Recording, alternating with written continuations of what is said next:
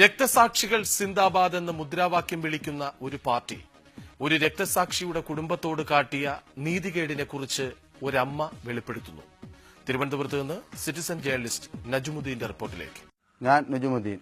രക്തസാക്ഷിയായി party ഏറ്റെടുത്ത ഒരു സഖാവിന്റെ കുടുംബത്തിന് നിങ്ങളോട് ചില കഥകൾ പറയാനുണ്ട്.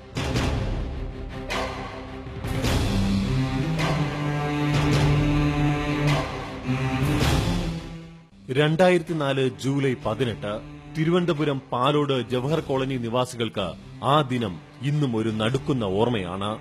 ആയുധധാരികളായ അക്രമികൾ ദിൽഷാദ് എന്ന ചെറുപ്പക്കാരനെ ജനങ്ങളുടെ കൺമുന്നിലിട്ട് വെട്ടിനുറുക്കിയപ്പോൾ ഈ നാടന്ന് ഞെട്ടി വിറങ്ങലിച്ചു നിന്നു.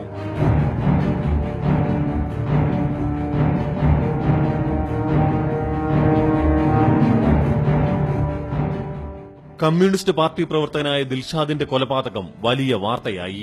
പാർട്ടി നേതാക്കൾ ഓരോരുത്തരായി ദിൽഷാദിന്റെ കുടുംബത്തെ തേടിയെത്തി. രക്തസാക്ഷിയായി ചെറുപ്പക്കാരന്റെ പേരിൽ പ്രഖ്യാപനങ്ങളും വാഗ്ദാനങ്ങളും ഓരോന്നായി നിരത്തി അവസരം മുതലെടുത്തു. രക്തസാക്ഷിക്ക് വേണ്ടി പാർട്ടി എന്തൊക്കെയോ ചെയ്യുമെന്ന് മകനെ നഷ്ടപ്പെട്ട ഈ ഉമ്മയും നാട്ടുകാരും വിശ്വസിച്ചു.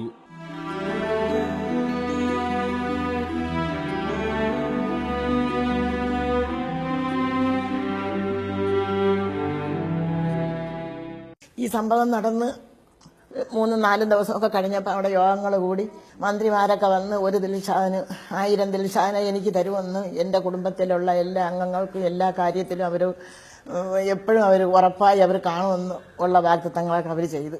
എന്നിട്ട് അതൊന്നും ഞാൻ കണ്ടില്ല ഇതുവരെ. രക്തസാക്ഷിയായി പാർട്ടി ഉയർത്തിക്കാട്ടിയ ദിൽഷാദിനെ പക്ഷേ പിന്നീട് പാർട്ടിയും സഖാക്കളും മറന്നു. ഇടയ്ക്കോർക്കുമ്പോൾ അറിയാതെ ബക്കറ്റുകൾ കയ്യിലെടുക്കും. പിന്നെ നാടുനീള പിരിവ്.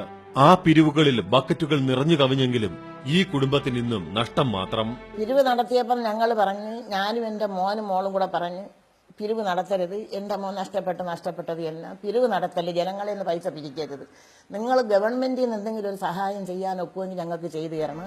ദിൽഷാദ് പിടഞ്ഞു വീണ് മരണത്തിന് കീഴടങ്ങിയിട്ട് ഈ ജൂലൈ 18 7 വർഷം തികയുന്നു.